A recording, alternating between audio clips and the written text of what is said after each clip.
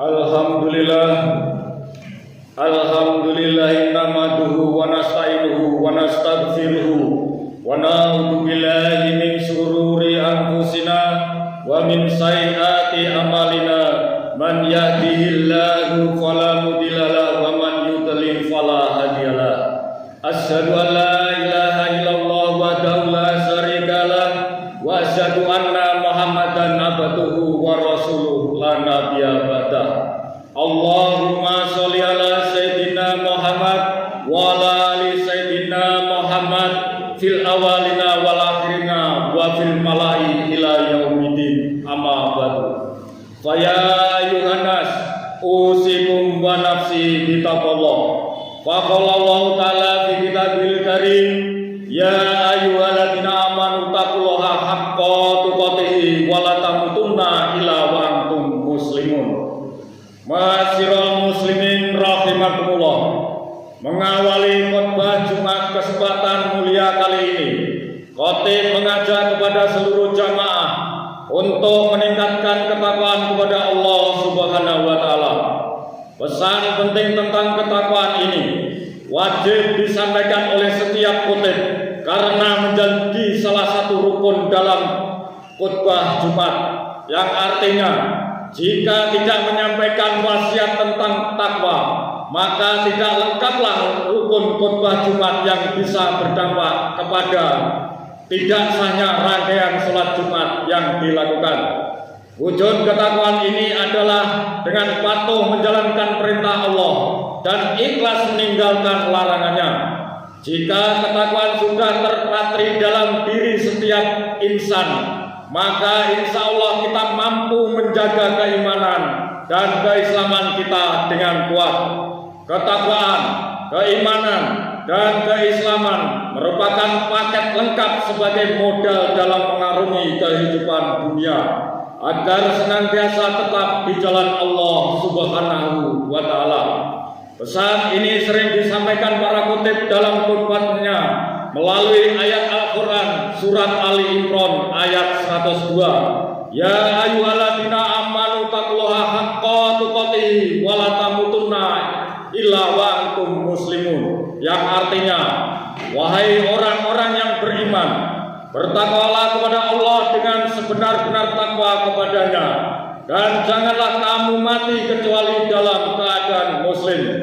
Pada kesempatan kali ini, khatib juga mengajak kepada jamaah Jumat untuk senantiasa mengingat apa yang sering disampaikan Bilal sebelum khatib naik mimbar melalui sebuah hadis yang diriwayatkan oleh Imam Bukhari. Idza qulta li sahibika ansibu yaumal jumu'ati wal imamu yahduhu faqad lahad, yang artinya, apabila kamu berkata kepada temanmu, diamlah pada hari Jumat, sementara imam sedang berkhutbah, maka engkau telah berbuat tiada guna. Hadis riwayat Al-Bukhari. Melalui hadis ini kita diingatkan untuk menjadi pribadi yang bisa menjaga diri, untuk tidak banyak berbicara dan memahami situasi dan kondisi di mana, kapan, dan dengan siapa kita berbicara. Hal ini penting kita ingat dan aplikasikan bukan hanya pada saat khatib sedang menyampaikan khutbah saja, namun juga dalam aktivitas interaksi dengan orang lain dalam kehidupan kita sehari-hari. Ma'asyiral muslimin rahimakumullah. Kecenderungan manusia memang suka didengarkan daripada mendengarkan. Kita bisa amati bersama dalam sebuah forum. Bisa dipastikan ada saja orang yang mendominasi pembicaraan dan tidak mau mengalah dengan pendapatnya. Ketika menanggapi pembicaraan orang lain, ia pun cenderung mengedepankan keakuannya dengan menonjolkan diri dengan apa yang dimilikinya. Banyak orang yang dalam sebuah forum masih saja tidak memahami orang lain. Sebaliknya, ia selalu ingin dipahami oleh orang yang diajak berbicara. Tentu ini bersifat manusiawi, namun jika kadarnya terlalu sering, malah akan menjadikan kontraproduktif dan mengakibatkan dampak negatif dalam interaksi dan komunikasi. Jika manusia tidak berimbang dan tidak berlangsung dengan baik, maka orang lain akan bosan dan tidak menanggapi apa yang sedang dibicarakan. Imam Al-Lu'lu'i mengatakan dalam syair Adabul Khalaq, wa fi kasiril qauli ba'dul mati, yang artinya dalam banyaknya bicara dapat menimbulkan sebagian kebencian, sehingga disinilah pentingnya keseimbangan dalam berbicara.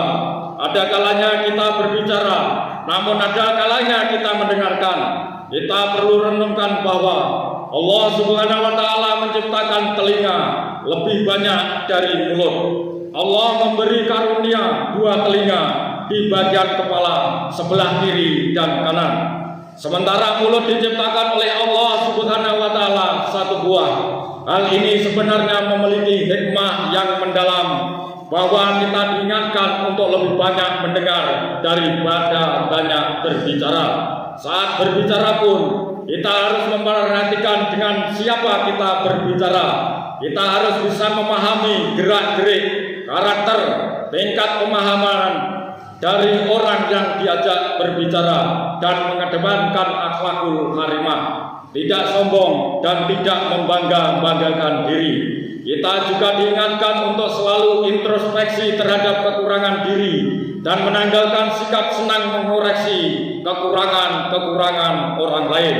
Dalam kitab Sifat Al-Sawab, Imam Ibnu Jauzi mencatat sebuah riwayat tentang Imam Bakar bin Abdullah Al-Muzani yang menyampaikan 4 pesan mendalam.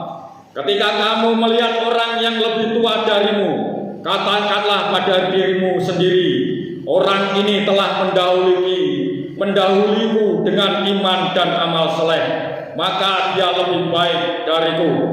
Ketika kau melihat orang yang lebih muda darimu, katakanlah, aku telah mendahuluinya melakukan dosa dan maksiat, maka dia lebih baik dariku. Ketika kamu melihat teman-temanmu memuliakan dan menghormatimu, katakanlah, ini karena kualitas kebajikan mereka yang dimiliki. Ketika kamu melihat mereka kurang memuliakanmu, katakanlah, ini karena dosa yang telah aku lakukan. Dari riwayat ini kita diajarkan untuk introspeksi dan menilai diri sendiri sebelum menilai orang lain. Bisa jadi yang menilai tidak lebih baik dari yang dinilai. Kita diajarkan untuk berbaik sangka atau husnudzon sebagai jalan pembuka pendewasaan spiritual dan menghadirkan pahala dari Allah Subhanahu wa Ta'ala.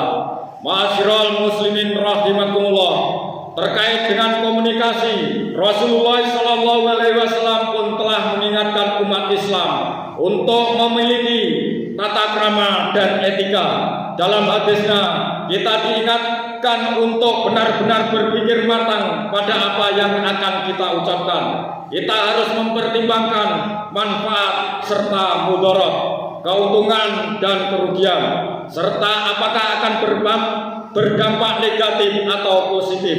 Dalam hadisnya Rasulullah SAW bersabda, "Aksaru qadaya ibni Adam fi lisan," yang artinya mayoritas kesalahan anak Adam adalah pada lidahnya. Hadis riwayat Tabrani.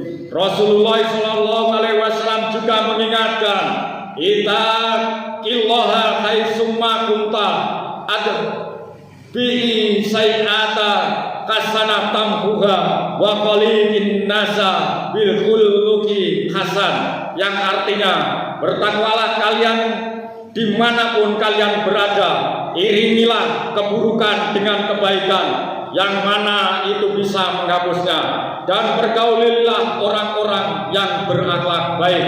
Hadis riwayat At-Tirmidzi. Ma'asyiral muslimin rahimakumullah, dengan penjelasan ini mudah-mudahan kita senantiasa dianugerahi hati yang jernih, yang terwujud dalam sikap dan perkataan lisan kita. Semoga Allah Subhanahu wa Ta'ala senantiasa menjaga lisan kita untuk tidak banyak berbicara hal-hal yang tidak penting. Semoga kita senantiasa bisa berinteraksi dengan orang-orang di sekitar kita dengan akhlak yang baik dan mulia, sehingga kedamaian dan kebahagiaan akan senantiasa tercipta. Barakallahu li wa lakum fil Qur'anil azim wa nafa'ani wa iyyakum bima fihi min ayat wa dzikril hakim. Aqulu qouli hadza wa astaghfirullah innahu